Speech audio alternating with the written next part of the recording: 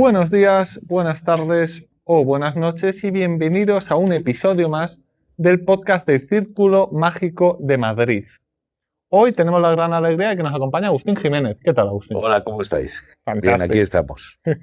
Bueno, claro, esto yo ya lo he comentado en otras, pero hoy es más importante aún, que no es en principio una entrevista al uso, porque es hablar sobre un tema. Entonces, normalmente no hay problema, pero claro, contigo todo el mundo quiere saber de ti.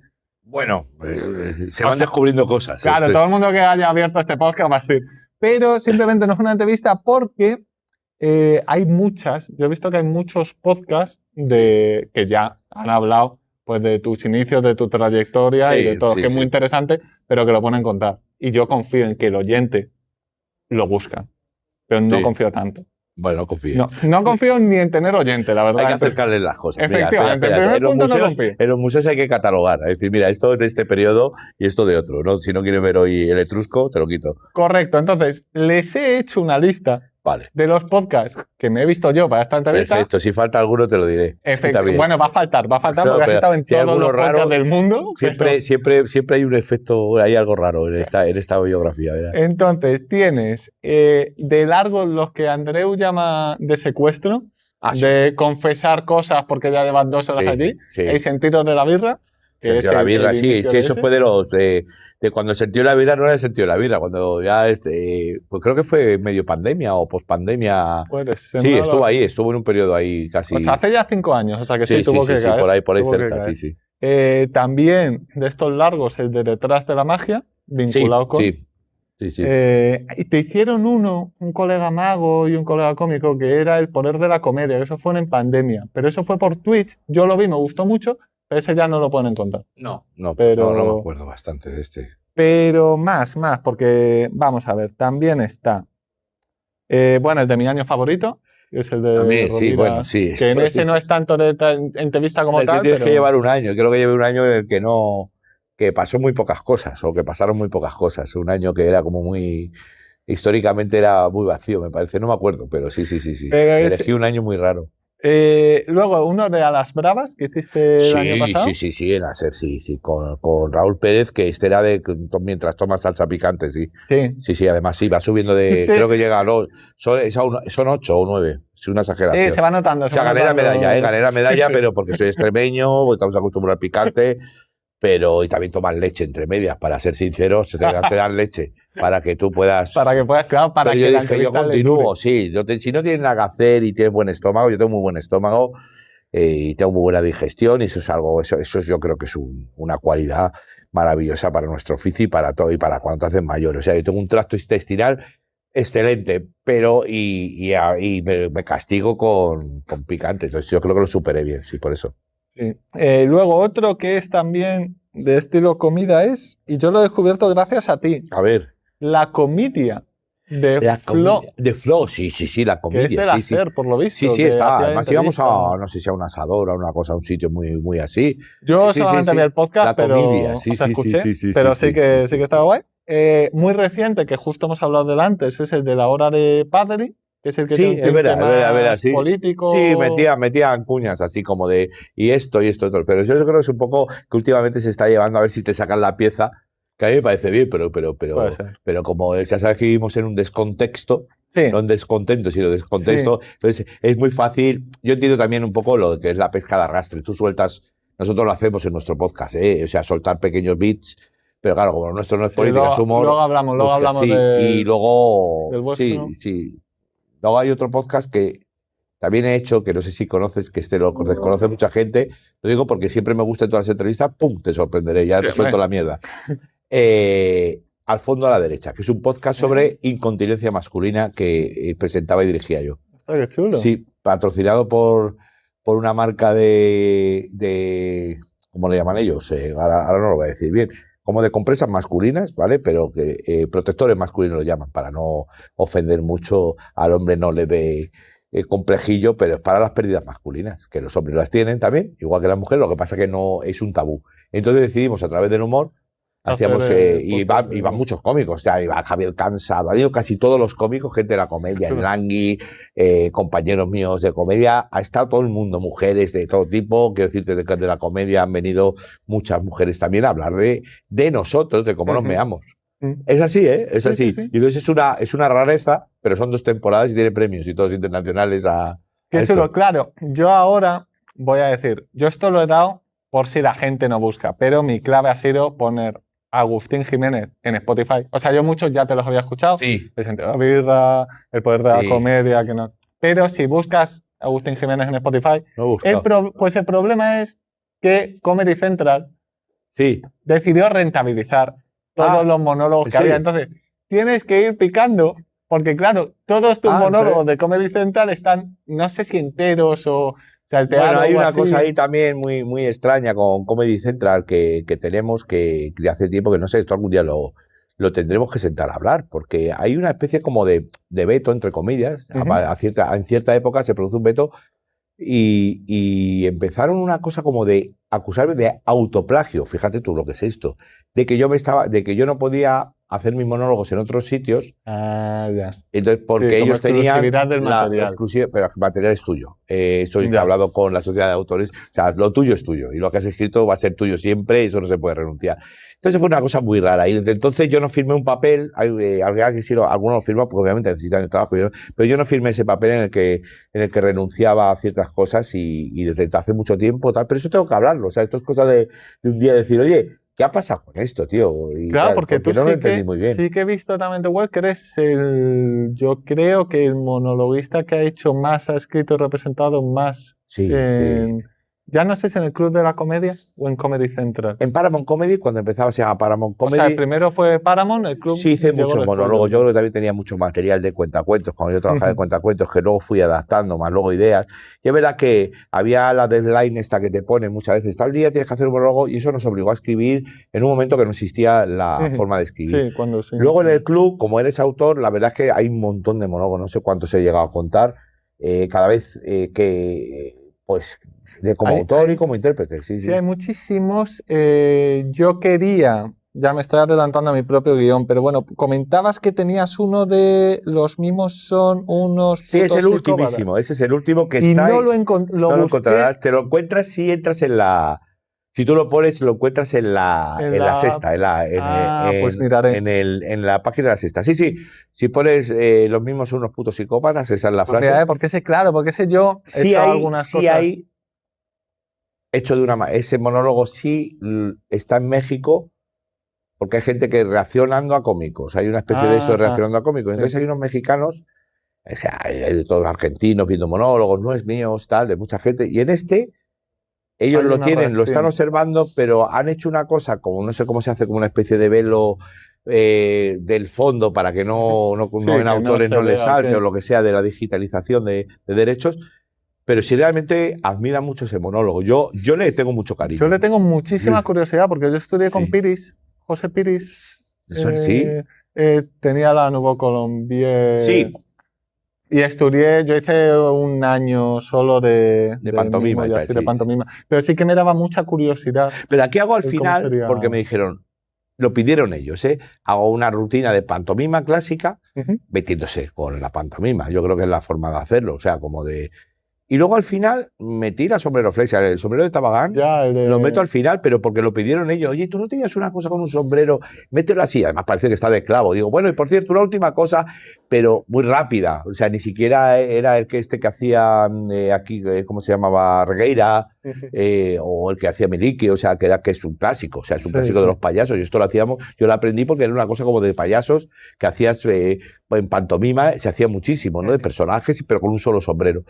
Y está metido ahí de clavo. Pero me encanta porque parte de mi carrera se inicia con ese gorro. O sea, de cuando soy payaso. Y yo lo he hecho en Paramount Comedy al principio y el Raccoon y muchas cosas de estas que desconocía la gente, que el mundo de los magos y los ilusionistas lo conoce perfectamente porque ¿Cómo le llamamos? ¿Un gimmick? No, bueno, sí, podría ser un gimmick, sí, o sea... un utensilio también o no, pero bueno, la rutina completa, si la haces, es divertidísima. Sí, hombre, funciona muy bien. Es lo que los americanos llaman prop comedy, ¿no? También. Sí. Que es la gente de comedia con objetos que va... Sí, no, un camino intermedio que ya a mí me ayudó mucho, tanto cuando trabajaba en calle, un raccoon bien, como digo, bien modulado, con buena espina dorsal.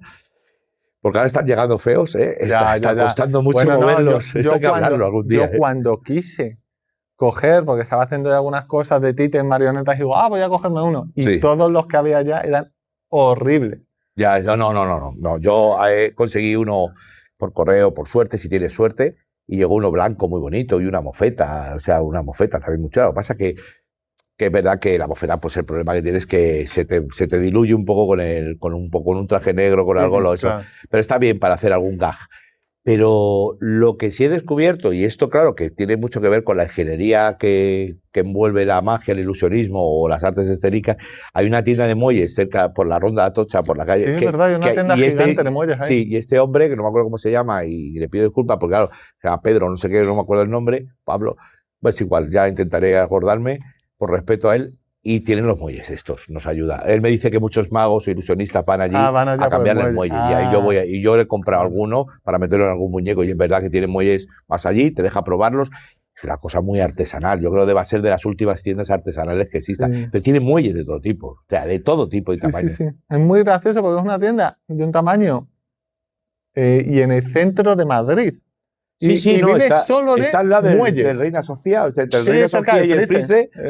Y entré y tiene un horario además como ¿te acuerdas? Como la tienda Carnita, que a veces decías, sí, tiene un horario muy raro. Pero entré y compré muelle, y compré un muelle para un muñeco, para otro tipo de muñeco que había visto en un sitio y que me pareció, a este le pega muy bien un muelle dentro, de este tipo que tenga cierta oscilación para que parezca que hay vida. O sea, y esto es una cosa, no sé si estamos aquí centrándonos en el muelle, tío, pero tú edita. Claro, yo iba a presentar porque digo, bueno, a lo mejor hay alguien que no sabe.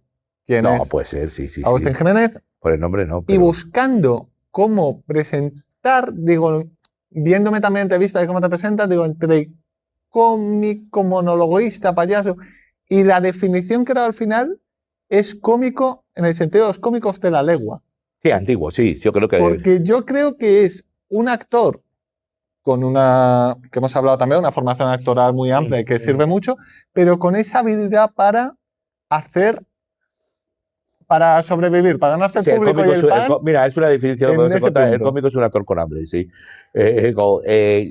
Antes existía, o sea, si hay una definición, Shakespeare sí define muchas veces cuál es el oficio del cómico, del actor, y le da unas características que deben ir unidas a este oficio, que sería saber tocar algún instrumento, uno o dos, saber cantar, saber recitar según distintos tonos, imitar animales, ciertos juegos de manos y tal. O sea, es decir, tú todo esto, porque la gente dice, joder, es que es difícil. Bueno, es difícil, pero tienes que, si estudias muchas cosas, es decir, antes los actores decían, pues mira, no tengo trabajo, pero como tengo este repertorio de poemas, voy a hacerme un recital en tal sitio, y se iban y hacían una parte. Esto te hablo antes. O tenían su propia compañía. Cuando no hacían cine, pues tenían su propia compañía y la movían le decían, oye, vamos a escribir esta revistilla, que se llamaban revistas, y nos vamos por ahí. Es decir, ese es el oficio del cómic. Sí, o sea, yo de eso, Orogerty, que sé que es amigo ruidero tuyo, que os pasáis ahí. Sí, yo soy su dinero. Tiene una TED que a mí me gusta mucho de la autoproducción. Sí, en mi caso me cuesta más la autoproducción del espectáculo, es decir, la parte de la gestión, pero sí, él es de los cómicos que tienen mejor factura escénica en sus espectáculos. O sea, tiene una factura, digo, a nivel de vestuario, de unidad artística, de coordinación de guión muy bien estructurado. Es una estructura. Claro, pero sí que siento que tú eres capaz de, hacer mucho, aunque luego te contrate otro y acabe el espectáculo, otro y es que tal. Esa parte a veces pero que digas, de los dolores de cabeza me duele lo entiendo. Yo es lo que perdí también. Esa parte pero en un nivel mucho más pequeño. Pero que sí que dices, oye, necesito y prácticamente con lo que lo acabes, Agustín Jiménez te vale. Necesito un presentador, un número corto, un actor, un monólogo. Hay unas cosas que, por eso te comentaba, no sé si era off the record, que que haciendo teatro ahora, mucha gente ha visto, tengo una obra de teatro ahora, bueno, hago una obra de teatro. Sí, te puedo decir hasta el nombre, Sí, también lo puedes decir tú, claro, pero no se lo digas. Pero ya que es un trabajo teatral. Mira, cuando pasa el tiempo, recibes muchas ofertas de trabajo que yo creo que tienen que ser retos y te tienen que ilusionar. Y entonces, por ejemplo, pues yo he hecho cosas no, me han ofrecido cosas y he conseguido hacerlas. Pues ya te digo, como por ejemplo, la Cena de los Idiotas en varios elencos distintos y con distintos elencos de todo tipo.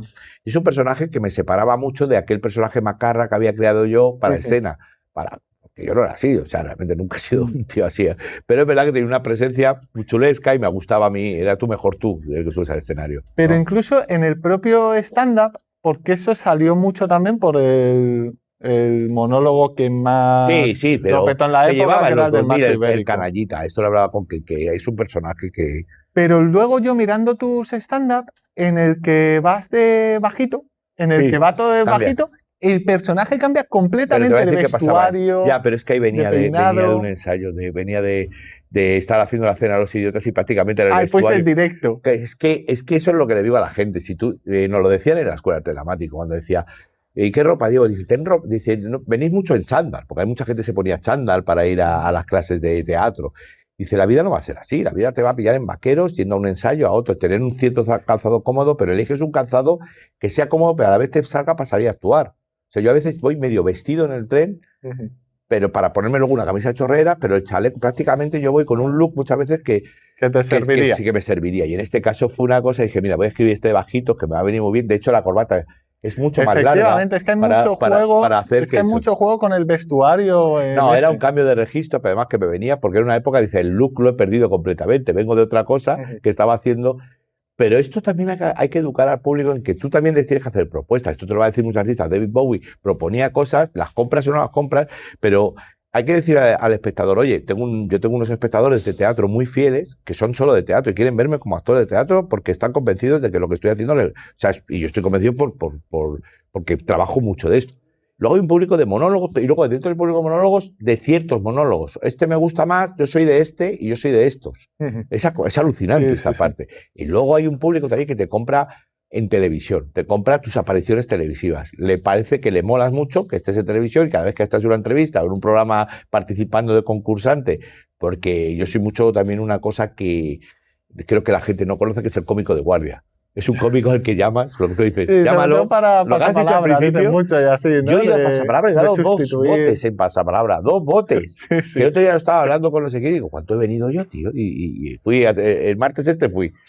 Y entonces otra vez. Y digo, ¿cuántas veces? Y digo, pues mira, desde Silvia Jato. Estaba Silvia Jato en la Antena 3, pasó por Telecinco y ha vuelto a Antena 3 y entonces está en todas esas épocas. Pero yo creo que es una cosa que tiene que ver con el mundo del espectáculo. Entiendes ciertas normas, te apasiona este oficio y entonces tú dices, mira, nosotros siempre decimos una frase en estos programas, salsea pero no manches. Queremos un tío que salsee y no manche. Es decir, que esté en el programa, pero que divierta y que respete también que es un concurso para otro, que el narcisismo no te lleve aquí, ¿no? El histrionismo. No, tú relájate. Pero esto es muy interesante. Entonces, claro, yo creo que volviendo también al origen de todo esto, hay espectadores que se sorprenden cuando haces algo dramático. En este caso, ahora, la última obra de teatro. O sea, has hecho. Es la pero no se lo digas.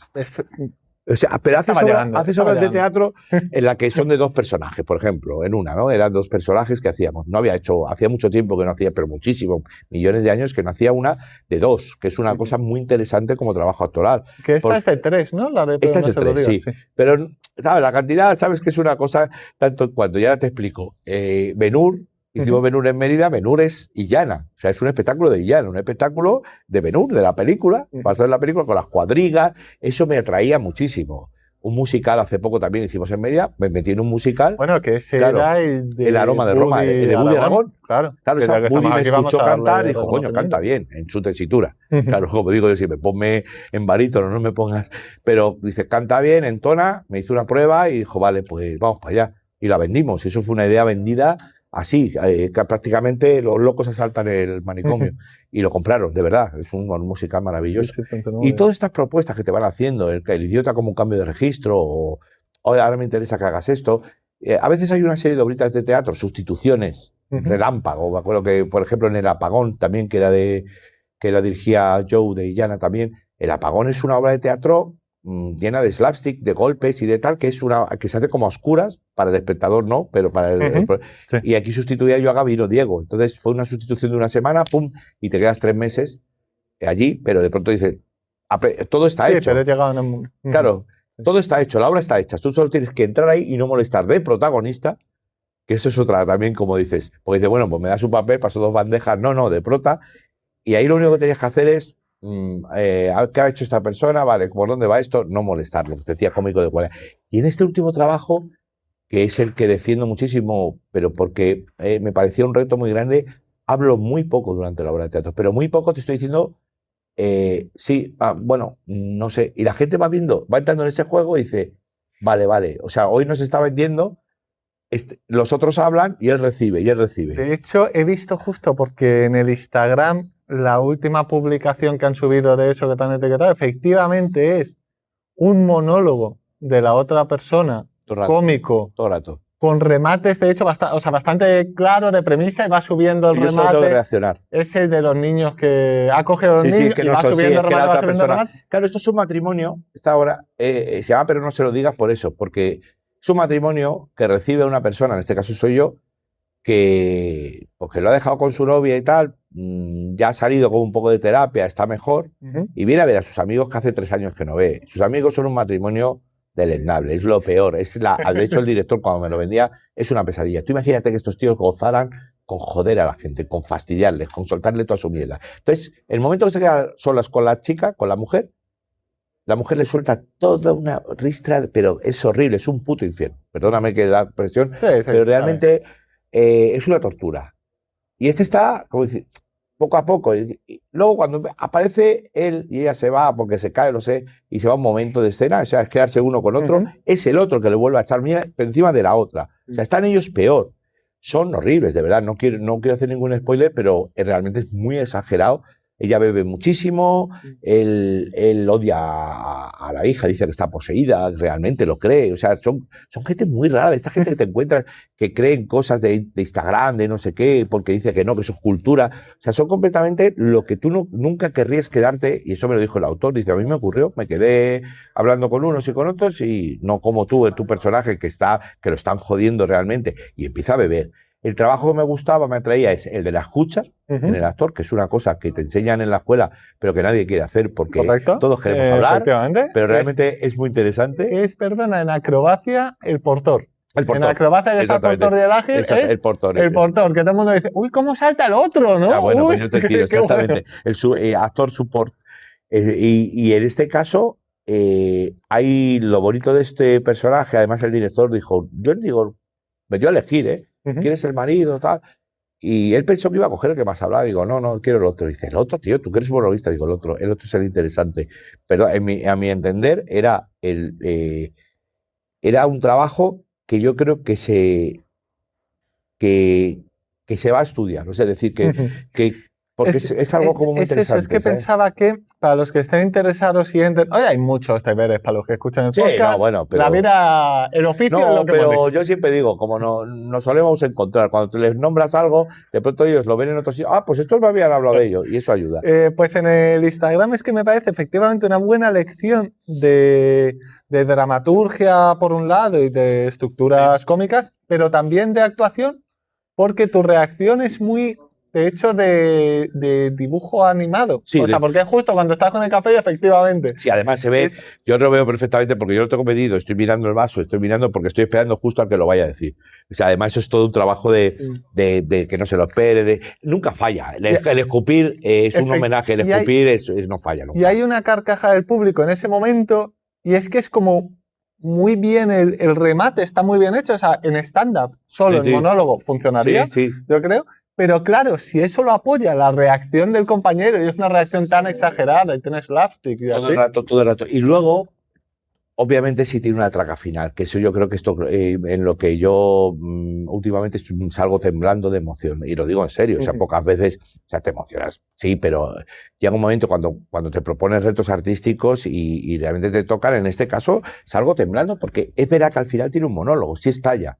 Si hay un monólogo en el que suelta toda la mierda, en el que realmente el tío se rompe, haga un pedo porque este va bebiendo, además. Ya llega un momento que dice, dame un whisky. Es la carcajada, primera carcajada bestia que se oye cuando dice de pronto, está hablando de la novia, porque además hablan de la exnovia horrible. Esto cuando te han dejado, pues pero ahora que te han dejado te puedo decir, la fea, y empiezan a soltar una mierda. Entonces, claro, hay un momento que dijo... Y hay un momento que digo, luego que si era sucia, que si no sé qué, y que si olía mal, y en algún momento dice, ¿quieres un whisky? Y digo, pues mira, tal y como va la noche. Sí. Ese momento se ríe la gente porque dice, uy, este ya se va a pillar. Y es verdad que hay momentos que ya el personaje, además, el ayudante de dirección, Roberto, me dijo, tío, es una borrachera para enmarcar, tío. Y es algo que normalmente cuando estudias interpretación, te preocupan muchos tipos de, como dices, de pequeñas pruebas. Y una son las borracheras. Las borracheras. Yeah. Y yo no soy una persona que no bebe. No bebo alcohol, no tengo costumbre. No se me ha dado bien. No es que sea extraño, pero no me verás tomar una cerveza ni nada, ¿no? Es así, no me prefiero ahora agua, ¿no? Antes bebía Coca-Cola porque me volaba, me parecía la chispa, porque de pequeño no la teníamos tanto. Pero...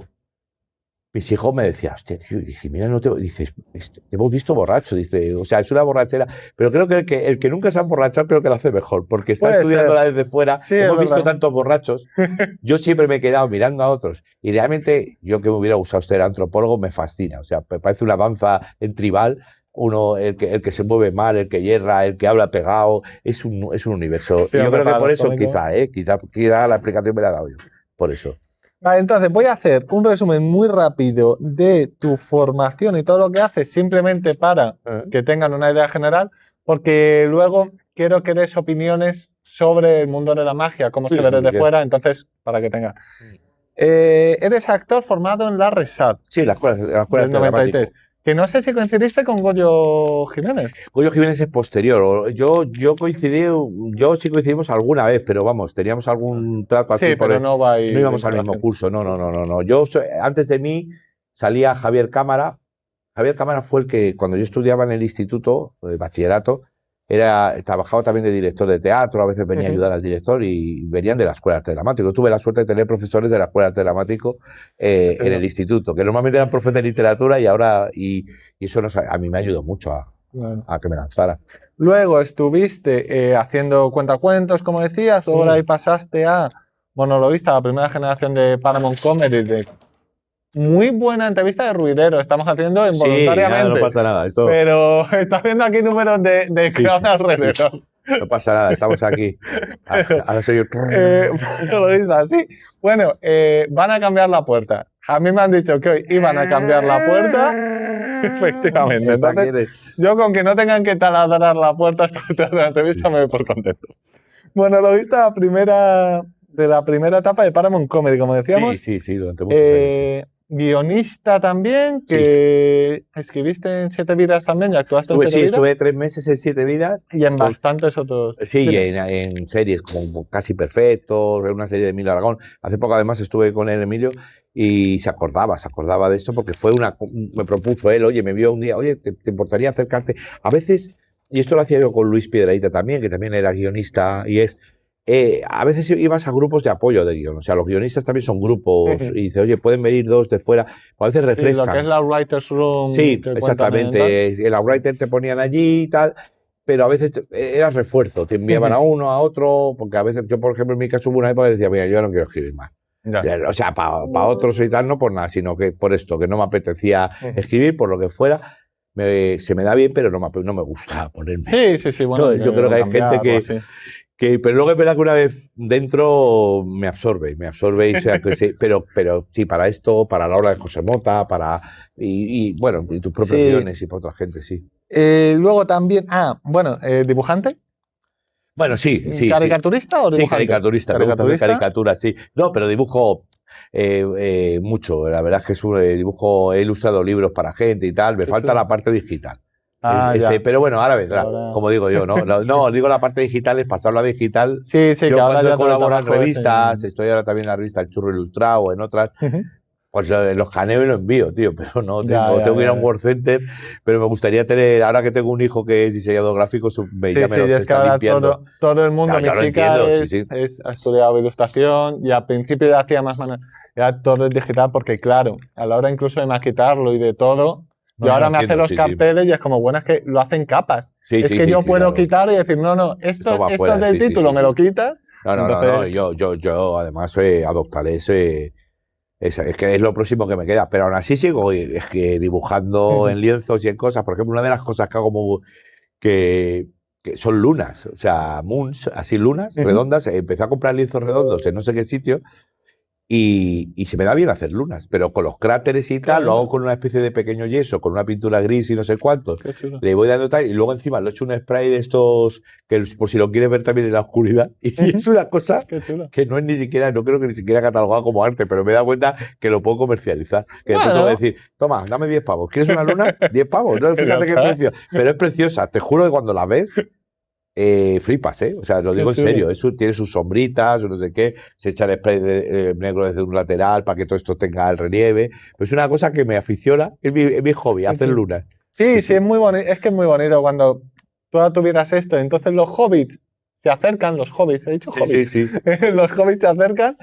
Y al final, sí, te desestresas, te relajas. No, sí, yo dibujar siempre dibujo. Llevo mi libreta con dibujos, la llevo encima siempre, y llevo material de dibujo encima, o sea, para acuarelas y todo encima, siempre. Luego, músico también. No al nivel de tu mujer, por lo que he escuchado en las entrevistas, claro, o sea, es ese punto de. Depende de quién pregunte, pero puedes tocar. Mi mujer ha sido asistente de Michael Nyman, o sea, es decir, entonces pero es verdad que mi mujer y yo nos conocimos, yo creo, una de las cosas que nos unió mucho fue la música.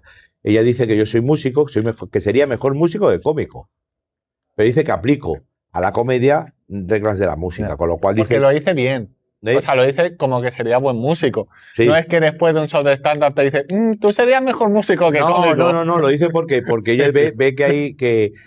A ver, ella me dice, mira, sacas de oído tal, tocas la guitarra, tocas el piano un poco. Y comentabas, de hecho, en una entrevista que la comedia es muy musical. Es un género. Y hablabas de una vinculación. Como arte, cuando tú quieres que la comedia alcance.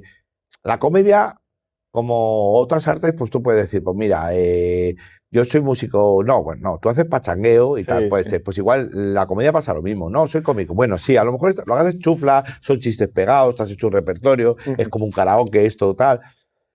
La comedia, para que se eleve a arte, tiene que empezar es cuando empieza a tener ciertas normas muy cercanas a la música, con sus pausas, su volumen, tono, ritmo. Entonces, o sea, como la armonía musical, un poco, ¿no? Y de hecho, esas armonías, a mí me lo dijo Arturo González Campos, cuando empecé a hacer el podcast del Pan de Gambas con David, digo, bueno, al principio nos está costando un poco, está muy bien, funcionamos, pero hay que escucharse. Dice, Agustín, porque tú eres músico, me dice.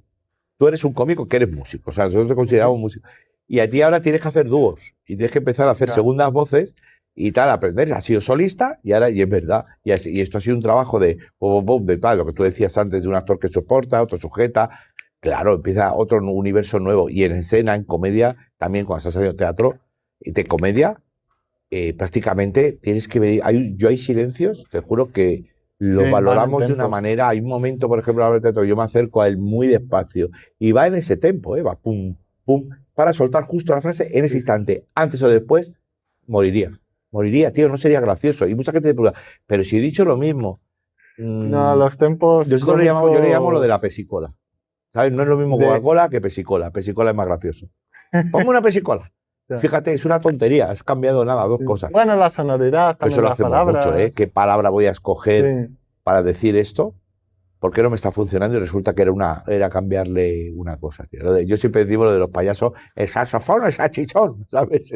Cambia eso. Sí, que la sonoridad solo ya funciona. Y luego, en cosas menos comunes, por así decirlo, y que entonces me interesan mucho, titiritero. Sí. Yo creo que eres, y creo que eres porque yo trabajé con Tapa Tapita, y Tapa Tapita estaba súper orgulloso de Agustín Jiménez, ha trabajado con nosotros. Yo recuerdo que me dijeron para el vídeo 20 años, creo así, y está el vídeo tuyo. Entonces supongo que con ellos hacías títeres también. Sí, marioneta, sí. ¿Títeres de guante, bocón o...? Sí, de boca también, o sea, con boca y con mano también, que se metía una manita, tipo como esto lo de los Muppets, así, como Epi, que sabes, que tenía manita también, que se hace con uno y todo. Y sí. ¿De guiñol siempre o de mesa también? No, de mesa no, de hilo no he hecho, de hilo no. Yo he hecho esto,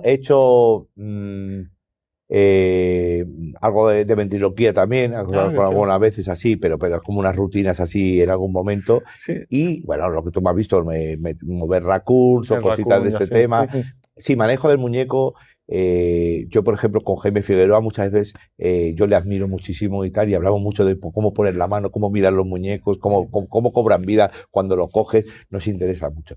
Y luego fui durante un tiempo, yo le llamo marionetista cibernético, que es cuando manejaba yo un robot a distancia mientras hablaba a través de él. O sea, el robot era el de la película Cortocircuito, una película de los 80, y en aquella época, en los 90, 91, 92, en la Expo trabajaba yo moviendo el muñeco este, y tú estás en un sitio, lo mueves a distancia. Esto ya te hablo de tecnología. Para la época era la leche. Sí, pero que es un tipo de títere al final. Sí, no. Hablabas tú, ponías una voz distinta y hacía. Lo que pasa es que la gente creía que el robot existía. Es el títere ya llevado a sin convención, ¿no? Tú convienes que el muñeco no está mirando los hilos. El que mira los hilos te lo vas a perder. Pero... Mira, curiosamente escribí hace 3 o 4 días un chiste sobre títeres que decía, no, es que a mí en los espectáculos de títeres es que pierdo el hilo. ¿Sabes? Sí, entonces, una cosa que estamos hablando. Sí, pero me interesa muchísimo las marionetas. Lo sabe Jaime, y yo me acerqué a Jaime porque admiro mucho su trabajo, muchísimo, y nos juntamos un poco también porque yo empecé a hacer una cosa de ventriloquía en redes, una cosa como de Star Trek, de llamada... hola, Enterprise. Y era como, Enterprise, sí, escucha, tal. Y era así. Y entonces él me vio y a veces hacía yo pequeños gags de ventriloquía. Bueno, Jeff Dunham, ¿le conoces? Sí, claro. Sí, para mí, yo cuando empecé a investigar, yo no hago ventriloquía, pero hago algo de títeres, empecé a investigarlo así. Y cuando descubrí a Jeff Dunham, algún número que tiene con Ahmed y el hijo. Sí, que claro, está manejando dos a la vez y así. Pues claro, es que Dunham luego también tiene ciertas cosas que dices. Hostia, lo que pasa es que luego hay ciertas cosas que me cuestan un poco, ya como los colores, parodia a los negros, un poco el muñeco, y el pequeño así mexicano, que no tal. Pero eso es una cosa de allí del sur de América. Entonces el contexto es lo que hablábamos antes también del destape y así habría que. Claro, Ahmed funciona muy bien porque nadie se atrevió. Es catárquico. No se atreve, claro, nadie se atreve. Lo de I get you. Sí. Tiene un libro. No sabía, pero de ventriloquía, de material, de cómo hacerlo. De él. De él. Creo que explica algo de tal, pero explica mucho de su historia. Y me parece interesante porque habla de que decidió, y es verdad que si estudias varios ventrílocos y así, él no tiene prácticamente chistes meta. Me está metiendo la mano por el culo, entiendo. Los clásicos y tampoco tiene los trucos de hablo mientras bebo, hablo mientras... eso es una forma, era un poco de... Y según hay vídeos antiguos en los que sí que lo hace. Después ver de chavalín... Sí, yo creo que son rutinas, que tú además adoptas las rutinas... A ver, es que todos bebemos de unas fuentes y no son tantas las plazas. Entonces... claro, yo me he leído los manuales de ventriloquía que había de estos antiguos. Ciudad tiene uno. Pues puede ser, sí, uno. Con las explosivas, con tal. Y yo lo practicaba poco a poco y no sé qué. Y a veces lo he hecho. Yo lo he hecho con cosas, pero lo haces por escena. En escena muchas veces yo lo hago. Ahora, cuando hago un monólogo, prácticamente parece que la voz sale de otro sitio, pero claro, digo, permite que te hable de mí, soy hombre. Tal. Entonces, claro, la gente dice, hostia, pero haces cosas de este tiempo, pero yo creo que todos, o sea, es lo que decía Jaime Figueroa, claro, es que esto es muy antiguo, esto se usaba antes como un ilusionismo, ¿sabes? Una forma de... Como una voz de los Pero dioses, nosotros también cuando estudiábamos teatro y hacías teatro de calle o teatro de la comedia del arte, esto, que tienes que hacer una plaza, nos enseñaban los distintos tonos en los que tú convencías, señoras, señores, damas y caballeros, niño, échate para allá, por favor, niño, te lo pido, y atención porque, tal, y entonces tenías distintos tonos. El verdadero aparte, ¿eh? Eran los apartes. El verdadero aparte teatral. Los apartes en el teatro clásico existen, porque claro, yo esto cuando dice la gente, joder, es que hay un personaje, el alivio cómico, el alivio en el siglo de oro, claro, lo tienes el criado, el cutie, es una persona que le habla al público aparte, para relajar toda esta épica, porque la épica está muy bien, pero llega un momento que tiene que haber un Loki o un personaje que diga, ahora se va a liar, ya os lo dije, que este hombre le iba a ir más, ¿verdad? Que si la gente está con es el pueblo, ¿sabes? Hablábamos, de hecho, en el podcast anterior que grabé, fue con un socio de aquí que hace también teatro y así, y hablábamos del clown y de la comedia del arte. Porque yo creo que hay una conexión muy grande entre los Zani y el clown. No, o sea, no puedes... yo estuve trabajando también mucho tiempo de payaso, mucho tiempo, pero ¿Payaso clásico? ¿Cara blanca, Augusto? Augusto, sí, éramos 2 Augustos. Carabel era harinado, no lo hacíamos. No llegamos a ese clásico. Intentamos buscar un poco, actualizar muchas veces. Y tenía dos rutinas. Una de comuniones, cumpleaños y no sé qué, y otra más artística con un compañero que hacíamos un género que se llamaba Mimolestos. Y entonces uno molestaba al otro, uno hacía la estatua, pero el otro le cogía, se caía, lo recogía justo a punto de caerse. Y trabajamos en el Retiro, tengo fotos de esto, ¿sabes? Y entonces, claro, ahí se acaba. Y lo que tú dices de la comedia del arte, lo bueno de la comedia del arte es que yo le hago estudiar a la gente siempre en los cursos de comedia eso, porque están todos los tipos, están recogidos. No ha pasado que, por mucho que quiera, tú te ves Friends. Y están todos, está la Llorona, está el no sé qué, está el Arlequino, el Capitano, el Bravucón, pero que luego no es nadie. O sea, todo está ahí, ¿sabes? Efectivamente. Y para llevar todo esto ahora al mundo de la magia, te voy a preguntar cuál es la opinión de otras artes de la magia. Pero antes, y aquí voy a intentar ser breve de verdad, aunque llevo 40 minutos diciéndolo, vamos a ver todo lo que tú haces ahora mismo. Ahora mismo estás haciendo teatro, pero no se lo digas, como hemos dicho. Tienes un show de stand-up que es salir de la tele. En radio estás en Más que Uno. Sí, Más de Uno con Alsina en la hora de la guasa, así que sea. Bueno. En Onda Cero, ¿no? En Onda Cero, 6 años, sí. Hiciste una webserie de la de Famoso de Mierda. ¿Sabes cómo me llamo? Sí, pero eso es una, bueno, sí, le llamo así, bueno. Sí, o sea, simplemente para esa me debatiros se llama la webserie, ¿no?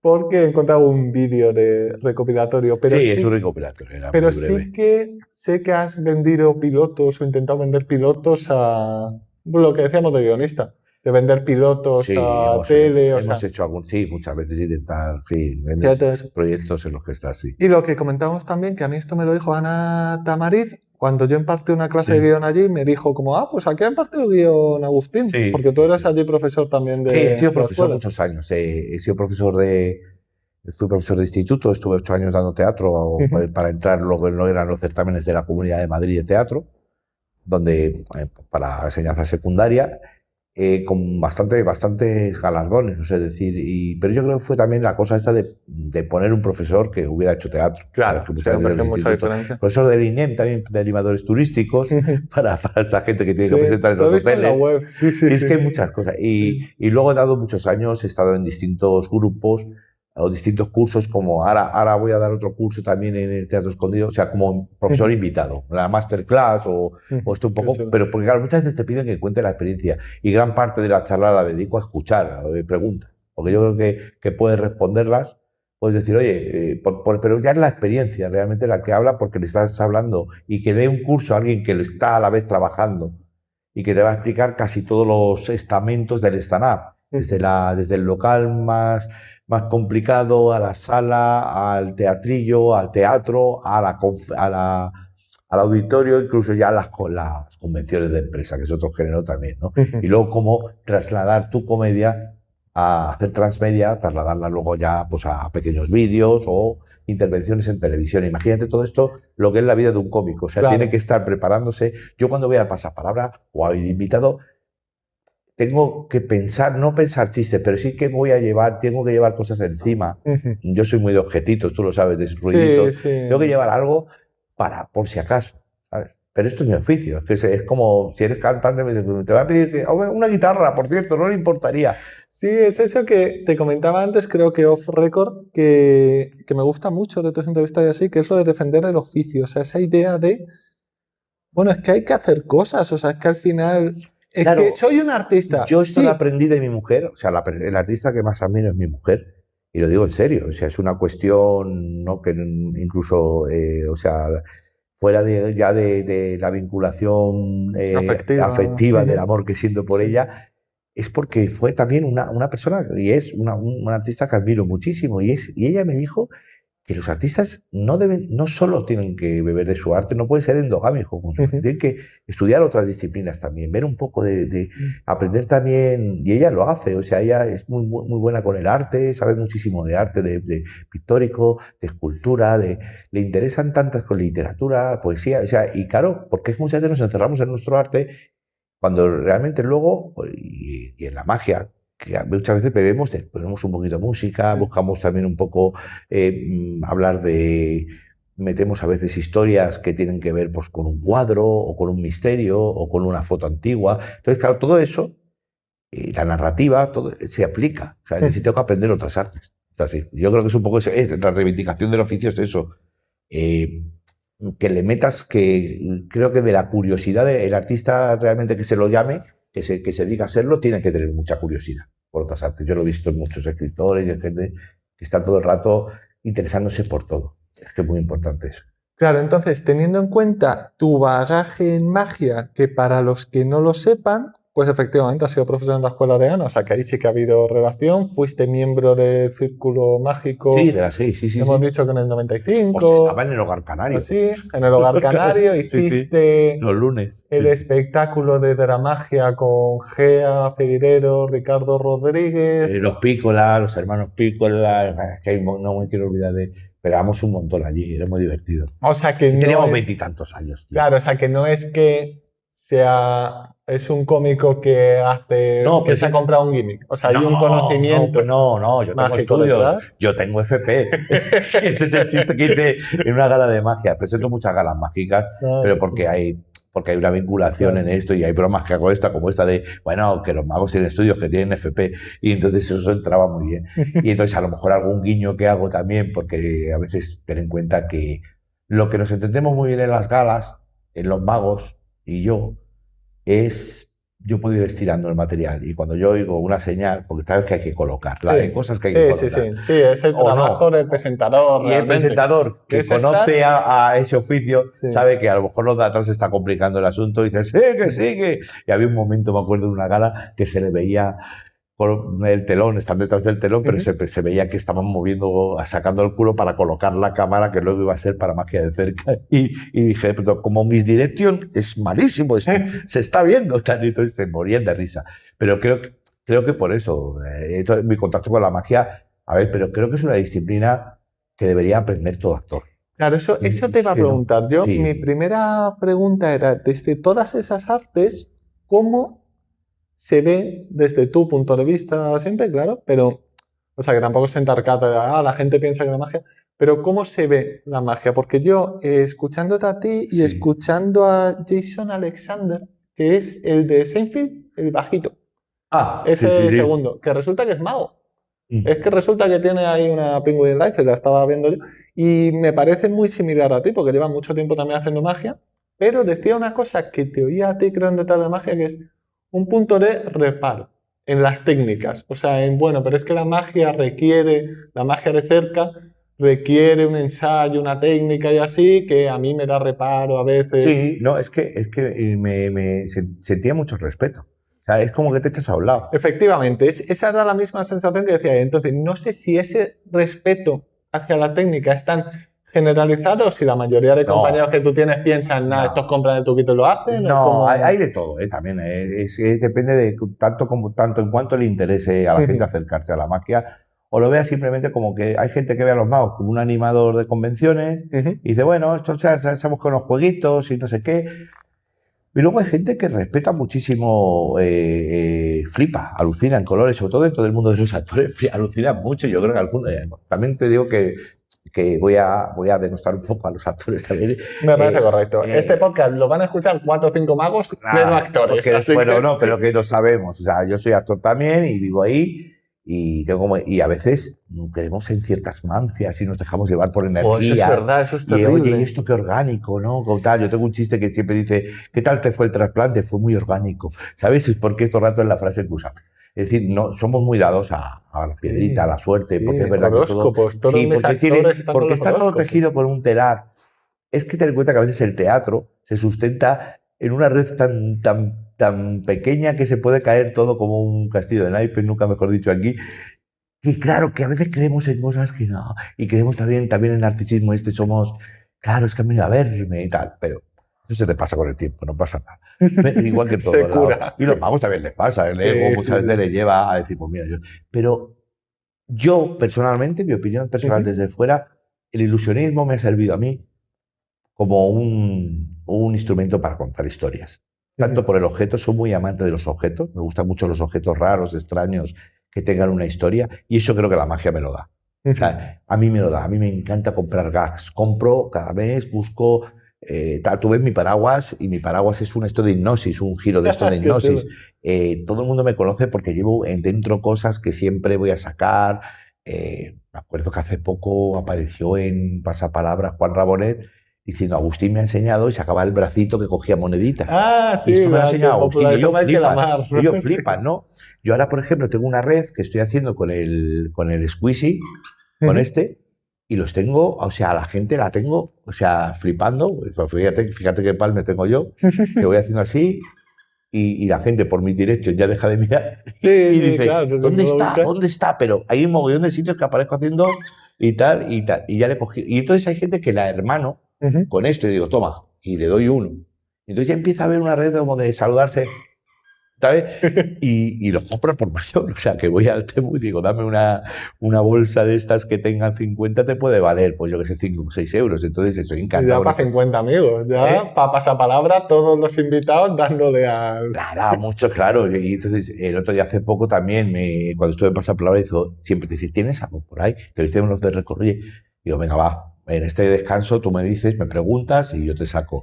Y fue la flauta de nariz, una flauta de nariz que había comprado. Eso lo escuché en un podcast, pero no te va a ver. Una flauta de nariz y porque también toco instrumentos raros. O tengo reclamos, pito. El otro día con Buenafuente me decía, saca el pito cóndor, ¿no? Y el pito cóndor es un silbato que tengo yo que suena, pues lo mismo lo tengo aquí, ¿eh? Espérate, yo creo que es importante esto. Siempre lo llevo encima, mira. Esto que tiene este sonido como de... Son silbatos que voy buscando en sitio y... ¿Sabes? Es como un aguilucho y tal. Oye, este suena como si mataran a alguien. Ah, no, por el otro lado, aquí. ¿Sabes? Todo esto es el universo. Y entonces, claro, a mí me une el ilusionismo, me respondía a muchas cosas. Me respondía a muchas cosas. Lo que pasa es que es verdad que hay una técnica que hay que respetar y te tienes que echar a un lado. O sea, pero lo bueno es conocerla, ¿no? Yo cuando veo juegos de magia me entrego, me doy a la historia.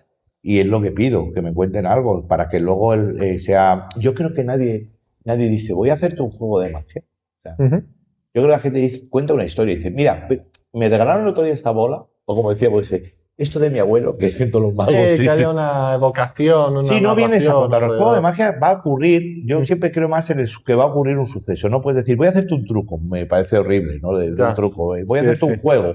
O yo siempre digo, empiezas con una baraja, o haces algo, llevas la baraja en la mano y ya vas a de eso. ¿Haces magia? No hago magia, pero mira lo que me está pasando últimamente, porque resulta que intento hacer esto y ocurre. Yo uno de los juegos preferidos, me preguntarás, y te digo que es el huevo y el pañuelo. Hombre, los Sucker Gag. Claro, y de pronto al final el huevo es real. Toda esa primera de explicar que es mentira, mira, que es un truco, os lo cuento, mira, y lo explico. Ese momento de tener al público como que está acá contigo, está aprendiendo un juego, pero de pronto hay un final sorpresa. Yo soy muy fan de eso.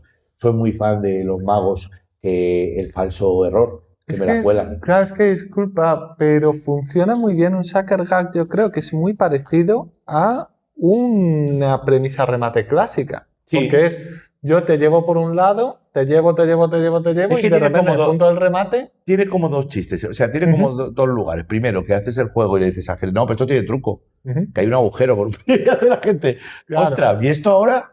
Y pues es verdad que les has puesto en una premisa de soy mago. Y luego hay un punto de te lo rompo, te lo enseño.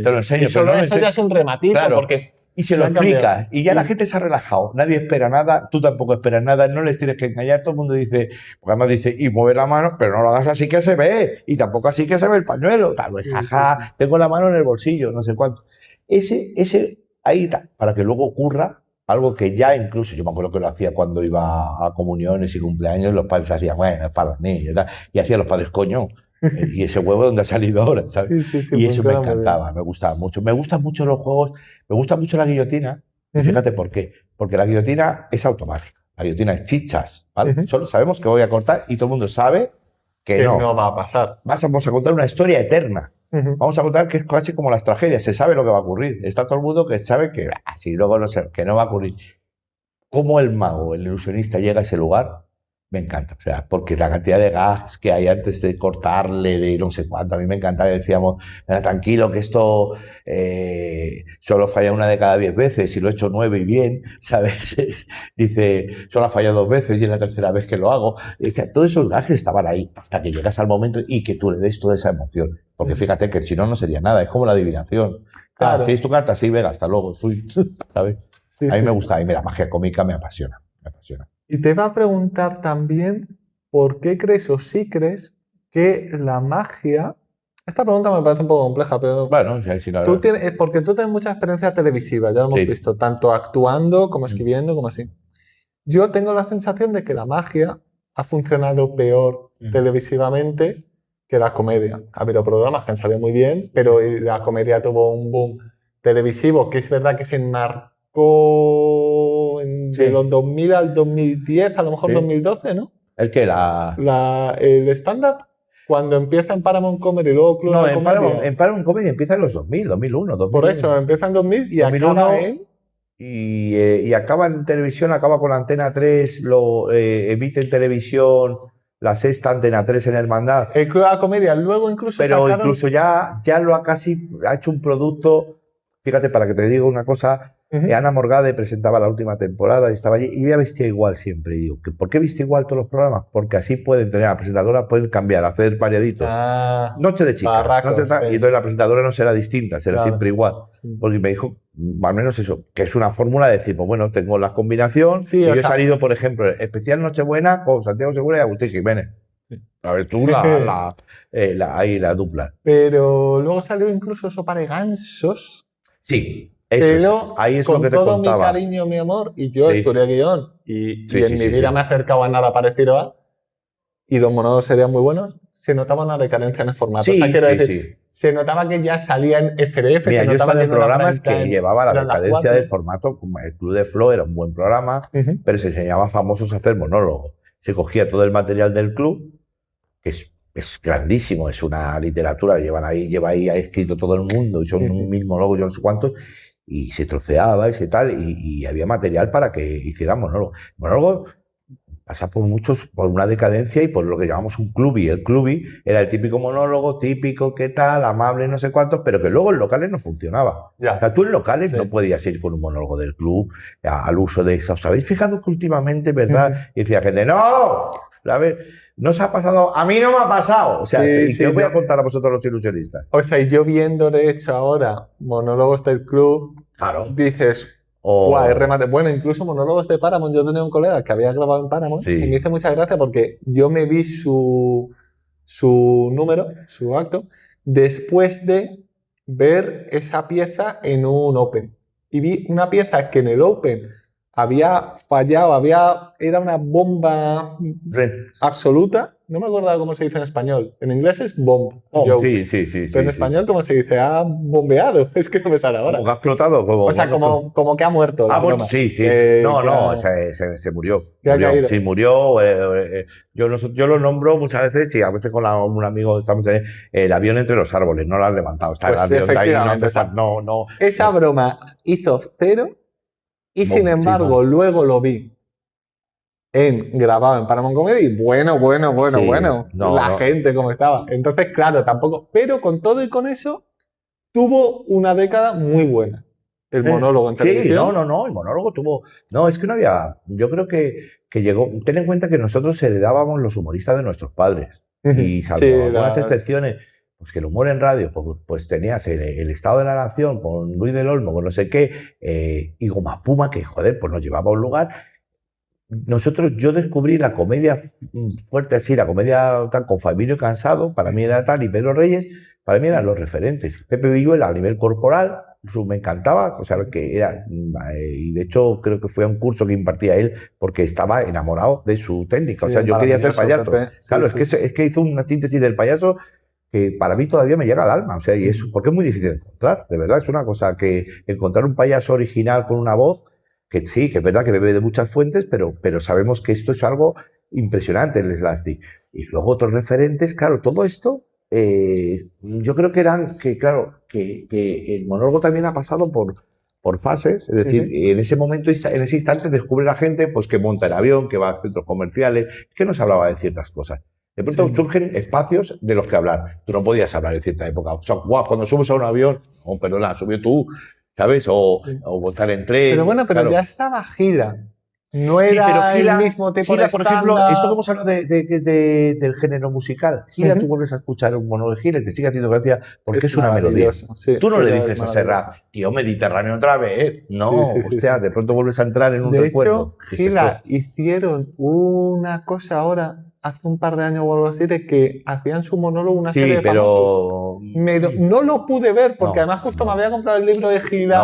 Y tengo gente y tengo amigos que han trabajado ahí, pero ellos me hablaban con todo el respeto, porque uno intenta hacer además este tipo de homenajes que son muy interesantes, pero también te decían, pues sí, algo falla. Es que a veces no puedes trasladar ciertas cosas, es decir, son complicadas porque el intérprete realmente ha dejado una impronta muy grande.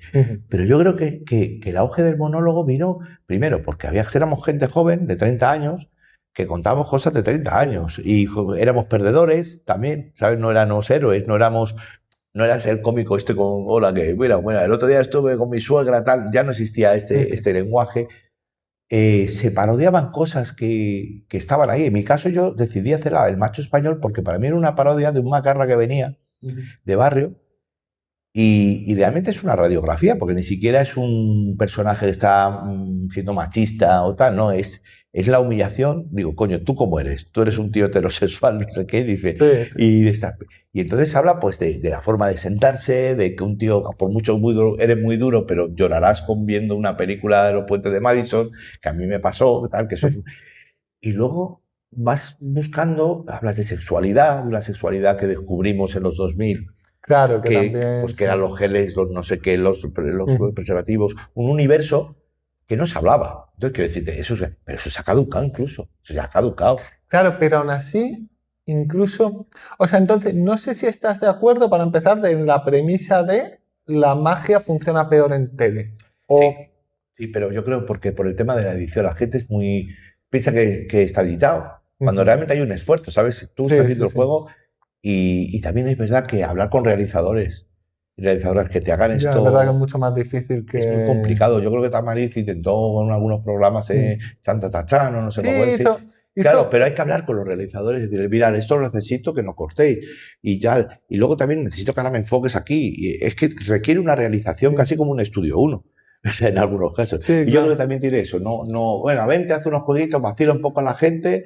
Y tal, en los Got Talent se ha relegado al Got Talent, la magia muchas veces, que te das a conocer, pero es que no hay otra puerta. ¿Cómo lo haces? Claro, es así. Si la pregunta era eso, si tú con la experiencia televisiva tenías alguna idea de por qué, o sea, porque ha habido muchos programas de magia, hubo también un boom, pero mi sensación es que no se extendió. No, se queman los números. Al nivel del monólogo. Se queman los números. Y yo creo que no conviene muchas veces a un ilusionista porque muchas veces dicen, mira, me he hecho popular con este juego, pero es verdad que van a estar más atentos. Yo creo que hay un secretismo que es muy importante en el ilusionismo, que se disfruta del directo. Y el efecto cometa, por ejemplo. El efecto cometa es muy interesante para el ilusionista. Esto se vaya hablando de un juego que empezó siendo una baraja de cartas y parece ser que hiciste aparecer espíritus allí mismo. Y me acuerdo que yo estaba ahí, que empieza a contarlo. Sabemos cómo funciona el ilusionismo. Entonces yo creo que muchas veces la tele, el volver a verlo, el tal, quita mucho, ahora incluso lo digital, que puedes volver a verlo cuantas veces quieras, quita mucho de ese encanto que tiene la magia. Pero que yo creo que por ejemplo, los actores de teatro y los ilusionistas, las personas que hacen artes en directo, además viene una época tan extraña con el tema de qué es real o no es real, que lo real vamos a ser nosotros. Es decir, yo creo que la gente y el público es soberano, el público... Si le ofrecemos buena mandanga, como digo yo, en escena, quiere ir a verlo. A mí me ha pasado hace poco, el sábado estaba actuando en una localidad de Zaragoza y se me acercó una persona y le vi en la mirada a esta persona como diciendo, hostia, yo te había visto, pero no había visto en directo. Claro, esto es otra cosa. Claro, porque tú tienes rutinas en directo que tienen que durar, tu espectáculo dura 1 hora y media hablando. Tú estás hablando, no hay nadie más. Y son efectos de voz, efectos de movimiento, pequeñas historias. Es un espectáculo de variedades de una sola persona en el que ocurren muchas cosas.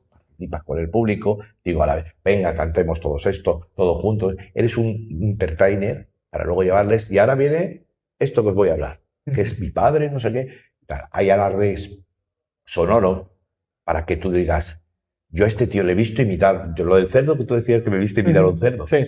Esto cuento yo una rutina en la que imito sonidos, que viene un poco de la ventriloquía de todo esto de, pues el perro lejano de los pueblos, de, ¿sabes? Tal, no sé cuántos, el cerdo, como hago el ruido de... Y le explico a la gente cómo tiene que ser y por qué tiene que ser así. Entonces, claro, todo eso no es un monólogo. Estamos hablando de un espectáculo, claro, sí, ya esta cosa en el que tú te vas a ir no diciendo, pues he visto a un tío que ha imitado a una madre, que ha imitado a su padre roncando durante 30 segundos de ronquido sin respirar. Es muy, yo creo que hago el espectáculo y uno debe hacer la comedia que le gustaría ver. Y si cuanto mejor espectador seas también de muchas artes. Claro.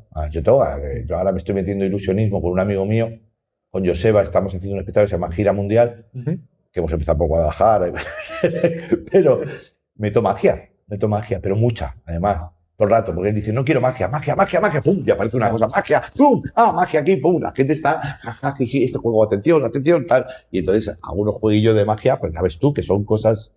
Sí, pero... bueno, es que combina muy bien también, te iba a hablar de eso más adelante, te iba a preguntar, pero sí, la combinación entre magia y humor, que tienen mucho. Es como el terror y el humor. El terror y la comedia maridan de una manera increíble, porque están las dos cosas. Te puedes reír y tal, ¿no? Sí, por la tensión, ¿no? Yo creo todos que los cómicos habrán cosas... visto Abbott y Costello, Martes y Tete, todos hacen películas de miedo, Drácula, o sea, toda esta cosa combina muy bien. Claro, porque genera tensión, yo creo. Sí. Tanto el miedo como la magia, como la comedia, al final es una tensión y luego hay una liberación. Sí, y luego, claro, también a mí me gusta mucho porque yo creo que si hay un payaso dentro de uno, y en mi caso sí lo creo, el payaso viene a hacer otra cosa, viene a hacer una cosa. El payaso quiere ser muchas cosas. El payaso puede ser músico, ahora voy a hacer magia, porque el payaso era el que entretenía o parodiaba las otras actuaciones. ¡Soy equilibrista! ¡Bum, bam, blues! Y también la magia cómica. Sí, claro. Y yo me acuerdo, nosotros hacíamos magia en dúo, y uno hacía una cosa y otro hacía otra, y el otro... Entonces, claro, yo creo que marida muy bien por eso, por esa cuestión que tiene que ver también de contar una historia, del pretexto. El juego es un pretexto para una comedia. Me decía Wyoming, cuando él empezaba a cantar o en su grupo, hablaba mucho porque le daba mucho miedo cantar la canción. Y él se estiraba y la charla era más larga. Bueno, y Eugenio. Claro, eso, Eugenio, lo de Eugenio, claro, es lo mismo. Lo de, bueno, prefiero contar chistes que no cantar aquí. Yo estoy aquí porque estoy enamorado de la esta. Sí, tengo el disco, lo encontré el disco en La Metralleta, o no sé si fue el primer disco con Eugenio con su mujer. Els Dos se llamaba, Los Dos. Lo tengo, lo encontré, el single. No sé, fue así por casualidad, ¿no? Pero que sí, que yo, volviendo a este tema de la magia, a mí me sirve el juego para un pretexto para contar una historia. O sea, es decir, te acomoda mucho, te relaja mucho. Yo vengo a esto. Es como los payasos cuando van a tocar. Puedes estar haciendo el tonto, pero cuando toque vas a flipar. O sea, es verdad que yo lo noto mucho a la inversa. Cuando hago stand-up, o he probado stand-up, de repente no hay juego, no hay pretexto, y entonces, si las cosas, lo que decíamos, si va bien, maravilloso. Y venga, hay unas reglas que vas siguiendo y cuando las sigues se va bien, pero alguna vez, o sea, yo he hecho unos cuantos, hice 10 minutitos de una cosa, lo de bridas que saqué con la tienda por otro lado, y luego, voy a probar texto. Probar y que no funcione, es que es la soledad más por eso, absoluta. Mira, esto como una de las reglas que yo sigo también y que he aplicado del ilusionismo, me ha servido a mí para el stand-up. Yo era mago antes que cómico de stand-up, es decir, he actuado en institutos y tal, en fiestas y haciendo magia. Y lo que aplicaba es la teoría esta que tenemos un poco de las distintas salidas, de escapes, por si el juego sale mal, tenemos 3 redes o 4. De hecho, lo he llamado yo la teoría... Múltiples. Claro, las salidas múltiples. Yo lo he llamado la teoría de los colchones. Que le llamo, tú crees que es un pico, esto va a ser un chiste, pero por si acaso voy a poner un colchón que es otro chiste, y por si acaso otro colchón, y por si acaso otro colchón. 3 chistes. En mi caso hay un pico, que yo considero que es un pico, que tal vez ahí va a ser donde el pico, donde ¡guau! Este es el chistazo.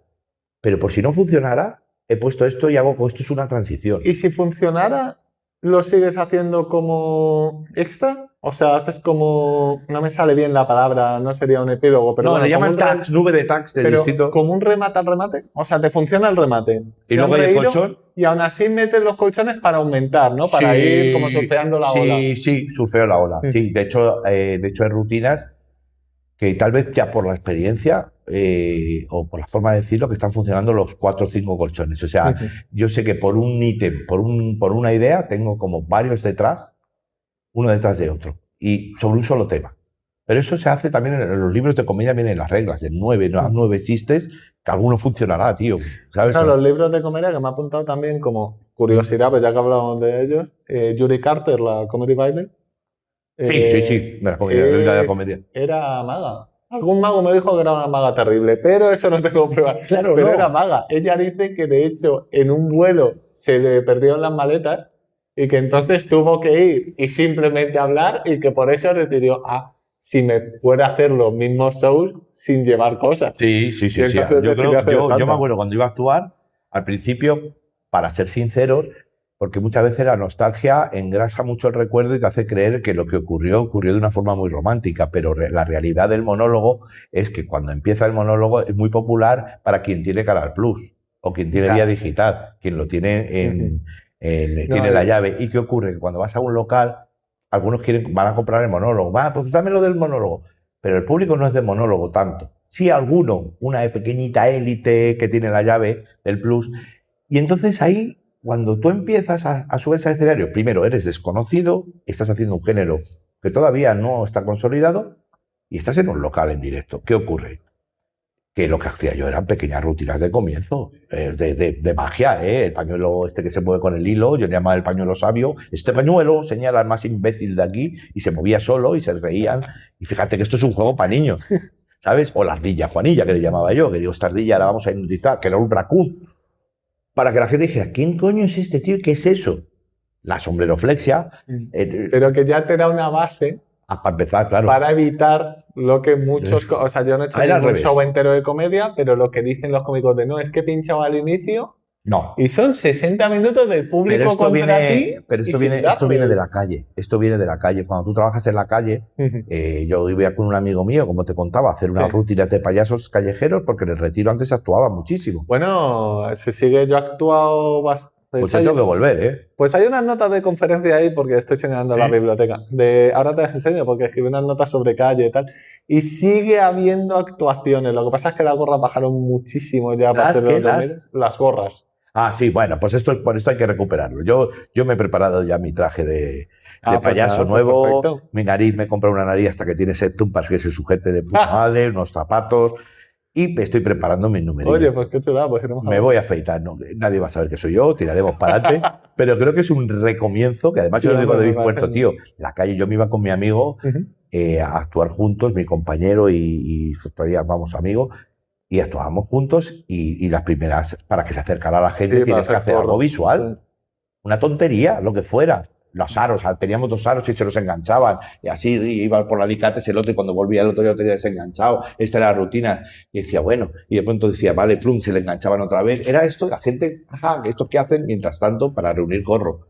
Esto lo haces también en un local, hacer corro. Sobre todo para, hombre, a mí ya me conocen, es verdad que la mayoría de la gente me conoce y es verdad que tienen mucho ganado. Pero es verdad que para la gente a lo mejor que ha venido con nueva y tal, que diga de pronto, hostia, ¿esto qué es? ¿Esto qué es? Además, los monólogos que yo hago en directo no están en televisión. Algún fragmento, puede que sí. Porque también es verdad que tienes que hacer confesiones. Gente que dice, yo quiero escuchar lo de Batman. Yo quiero escuchar... ahora hay una rutina muy divertida que yo hacía hablando al público, y ahora se lo hago a una persona del público que, con mucho cariño, además, esta cosa que he aprendido de los magos también y aprendo mucho de Tamarit, el trato al cliente, el trato al espectador, ese clima de crear, me encanta. Eso es lo que yo quiero, ¿sabes? Ir con la escena. Y la rutina que hago de la Guerra de las Galaxias, explicándole, digo, ¿alguien no ha visto la peli? Y ahora hay gente que no ha entrado en la saga. Dice, yo, ¿cómo te llamas? La señora se llamaba Maite. Maite, te cuento. Es que esto vas a flipar. Y entonces hablo de Darth Vader, del hijo diciendo papá, el asma, no sé qué. Tenía una princesa que estaba a favor de la República. O sea, la princesa a favor de la República. Sí, y entonces está todo tan liado. Y cómo coger el guión al principio, el productor dice, oye, aquí pone Y dice, está flojo esto. Dice, no, pero lee, mira, ahí dice... "Oh". Entonces, esto, la señora está así, el público entra en lo de, hostia, es que esto explícaselo a una persona que lee las letras del principio y se están yendo en una galaxia, se están yendo las letras, sí, pero ¿qué es la óptica? ¿No? Entonces digo, tú, si no tienes problemas de vista, ponte esto y ya está. Claro, todo este lugar es una rutina que yo la hacía de otra manera en la tele, estaba hecha de otra manera, que es como contándoselo al público. En este caso se lo cuentas a una sola persona y participa todo el mundo como de cómo le explicas a alguien todo este proyecto, ¿no? De un tío que dice, no, voy a hacer una película. ¿Qué película? No, voy a hacer 17. Oye, escucha, vamos a ver cómo va la primera. No, empiezo por la cuarta. O sea, todo este concepto de... Y luego esto termina pues con una especie de idea de que en California es legal la marihuana y entonces... Y eso explica... Y explica también las tortugas ninja, ¿no? Explica por qué unas tortugas con antifaz, que el jefe es una rata, que es un concepto como muy... Perdón, son ninjas. Entonces, esto te digo, encauzando el tema... tú siempre climatizas, es decir, y das unas concesiones también a un material que ya conoces. Esto me ayuda mucho. No sería honrado por mi parte no decir que ya te conocen y que hay gente que le haces gracia. Pero no tienes que defraudarles en el directo, no te puedes relajar. ¿Para qué tengo eso? Por la técnica, tener mucha técnica. Yo, por ejemplo, el sábado venía de una función de teatro y al día siguiente tenía otra función de teatro en otro lado, pero entre medias había monólogo en Zaragoza. Y ese monólogo estuvo muy bien, está muy bien, pero también yo porque sé que le eché mucha técnica, mucha vocalización, mucha narrativa. Ese público pedía más narración, pedía más otro tipo de monólogo más relatado, más cuento, pero remataban en lugares que ellos decían esto lo queríamos escuchar así. Entonces era un poco más técnico. Y bueno, y era una vida, y luego de pronto pues te vuelves por la noche. Me volví con otro compañero cómico, David Puerto, estaba actuando al lado, digo, nos volvemos en el coche juntos, me recogió, una maravilla esto. Pero bueno, que la vida es eso, la vida del cómico tiene estos trucos, o sea, tiene muchos trucos. Sí, que al final son muchas estructuritas. Y luego te quería comentar también una idea que es, tú estás muy pegado a la realidad. Y con esto me refiero a... Sí, no. ¿Bajas bastante a Opens o bajas a Open de vez en cuando? Yo sé que alguna vez no llegamos a conocer nunca, pero sí que estabas por ahí. El podcast que hemos dicho de Pan de Gambas es con este chico David Puerto, que es otra generación, supongo que tendrá unos 30, completamente distinto, 30 años tiene él, sí, 31. Claro. Y es otro tipo de comedia. De hecho, escuchando el último que tenéis, de cuando le sacan la bolsa de las cosas, claro. Hay un momento que espero que no te importe que lo diga, pero es que me gustó mucho. Dilo, sí. Está tal y le dice, no, mete la mano a ver qué encuentras, tal. Y dice, que viene también con chistes de tu época. Claro, y me parece maravilloso ese remate porque es como, vale, es verdad que bueno, que al final el personaje y la persona tiene, o sea, es de una época y hay cosas que están ahí, que están pegadas.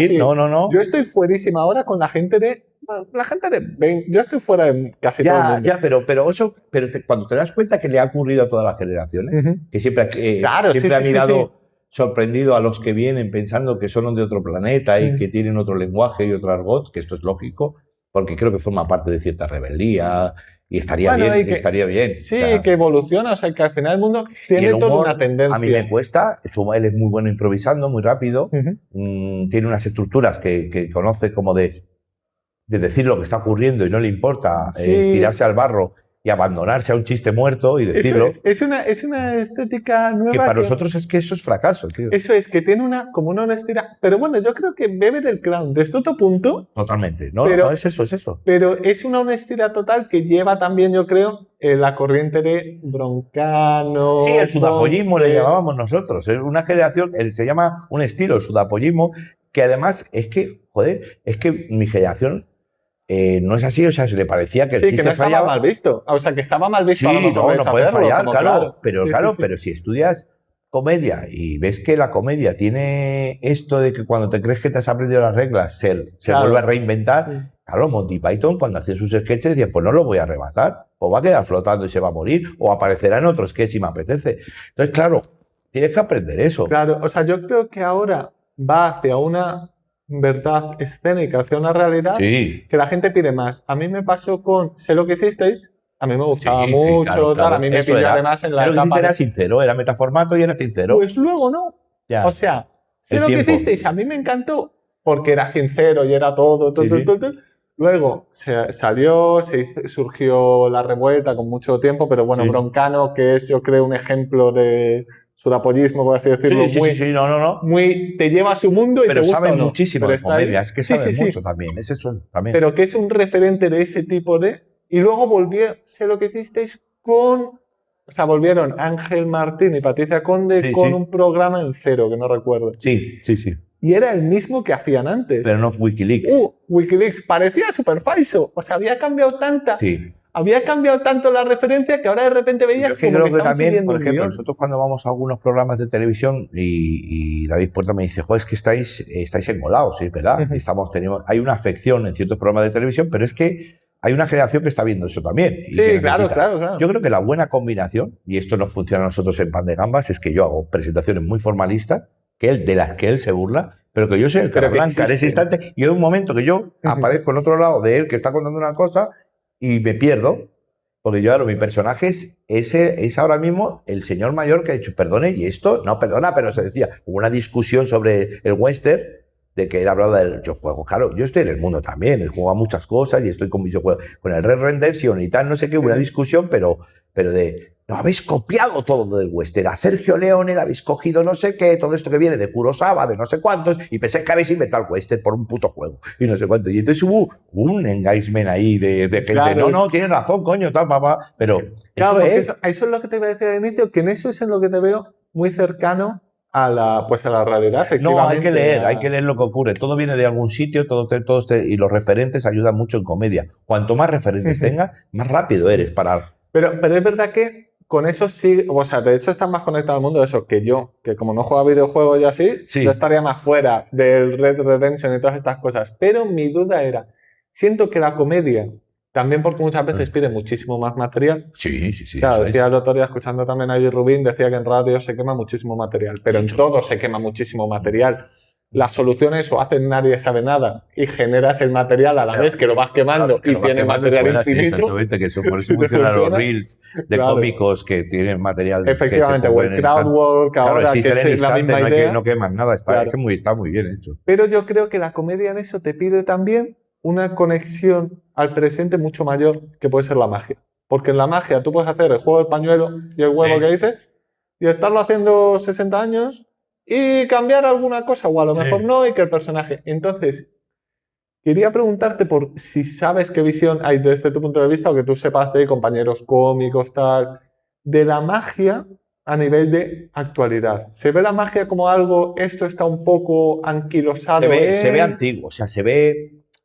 Yo creo que se ve que a veces como que el mago se toma demasiado en serio y no se está dando cuenta de que es muy parodiable. Pero esto pasa muchas veces. Pero yo te vuelvo a repetir, son los referentes. Cuanto más referentes tiene una persona de otras artes, más cambia su arte. O sea, sabemos que quien ha evolucionado en la magia, o sea, quien de pronto tú has visto un artista, siempre ponemos el caso de Tamariz, o me decía un día Luis, pero es que Tamariz es un artista, es un gran artista. Y un teórico y un maestro. Y en este contexto que te digo de Tamariz, de lo que quiero decir es que nosotros, cuando Tamariz aparece en televisión, no va como un mago formal. Ha decidido hacer otra cosa que sí lleva una parte formal para si usted quiere, yo llevo un sombrero de copa, que a usted quería un mago, a esto es lo que hay. Pero el resto, pero discúlpeme, vengo ahora mismo ¿sabes? Sí, que bueno, que es un juego que parece al que decimos que haces en el podcast. Hay referencias formales tuyas. O sea, tú eres el sombrero de copa. David Puerto son los vaqueros. Pero es que él se queda mirando y diciendo a veces, pero el otro día hablábamos de cómo se hablaba en televisión. En el podcast decía, pero repetí mucho las cosas. Digo, ¿qué se hace así? A continuación, atención señores, a continuación van a venir unos momentos que ustedes no van a olvidar. Y si lo digo que no lo van a olvidar, y lo digo en serio, que decía, alá. Digo, pues es así. Y porque está la gente con la mesa, poniéndola, tagando, escuchando, y a salvo que digas, y ahora sí, y ahora. Y tú dices, hostia, pero ¿cuándo? Claro, pero eso es un mundo del espectáculo. Eso a mí, yo recuerdo mi profesor Carlos de Matéis, que es un profesor de teatro que tuve yo, que era guionista, decía, no, es que pensáis que las telenovelas tienen un guión malo porque está todo el rato tal. Es como, no, las telenovelas tienen un guión pensado para alguien que está, efectivamente, recogiendo, planchando. Claro, y luego también hay que recoger gente que acaba de llegar. ¿Qué ha pasado? Te lo voy a contar otra vez. Efectivamente. Pero tú cuando tienes una obra de teatro de Shakespeare, continuamente también vuelven a repetir partes que puede esperar. Que reedita un poco, dice voy a quitar esto, que lo vuelven a decir, pero lo dicen porque la gente se acercaba al teatro, llegaba a la mitad, estaba de pie y tiraba tomates, porque estaban comiendo.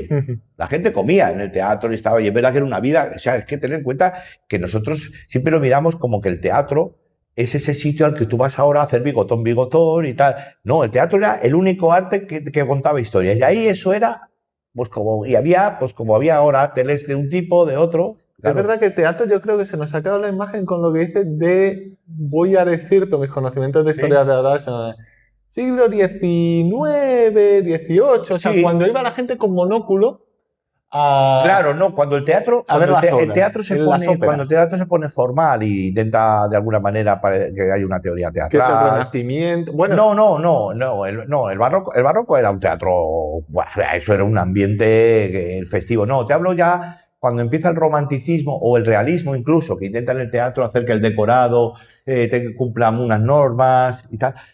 Hay mucho tipo de teatro, ¿vale? Pero en el romanticismo, por ejemplo, hay un teatro de efectos especiales, como pasa ahora con las películas, que era pues el teatro mágico, esto todo lo de... Sí, lo que hemos comentado antes también off the record, pero claro, que se utilizaban muchas cosas de magia para... se necesitaban muchas cosas en escena y tenemos ahí Drácula, tenemos obras de teatro que de pronto quieren pues las fantasmagorías que tú quieres ver porque es esa época, es el romanticismo.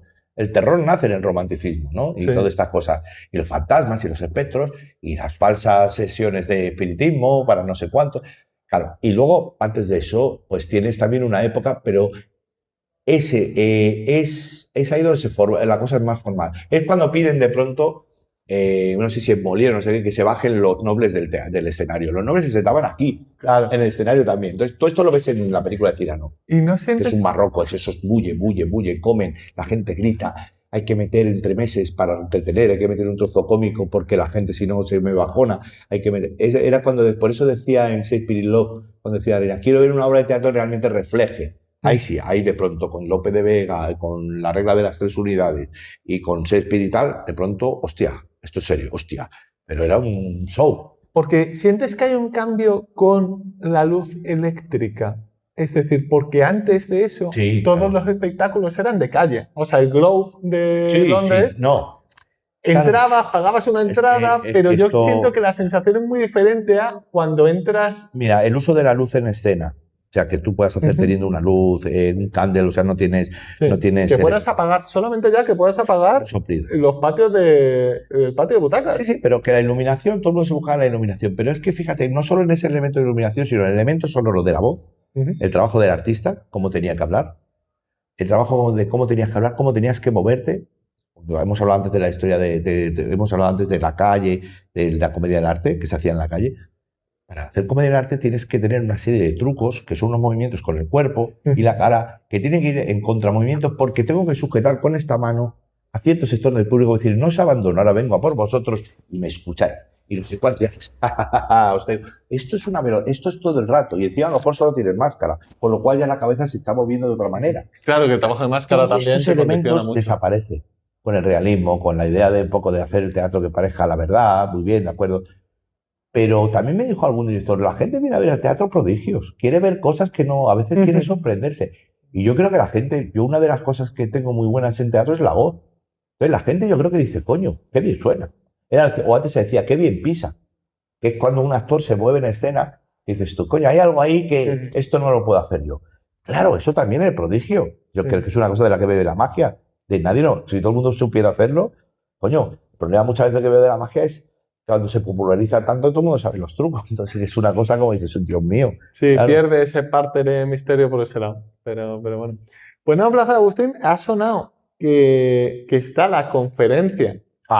Ahora, o sea, para la gente que está escuchando el podcast, nos hemos movido y ahora va a empezar la conferencia. Entonces yo creo que si quieres te puedo liberar porque te he dicho que esto no era una entrevista secuestro. No. Y va por la línea, porque llevamos hora y media, la verdad. No pasa nada, la charla es entretenida y es sobre algo que me interesa mucho. Pero nada, me parece súper interesante. Te iba a anunciar a los socios que vamos a intentar cuadrar y es probable que des aquí una charla. Sí, encantado. Pero me he dado cuenta que este podcast seguramente salga después de que la haya dado. Entonces vamos a anunciar a la gente, pero como el podcast es abierto, vamos a hacerlo simplemente de publicidad.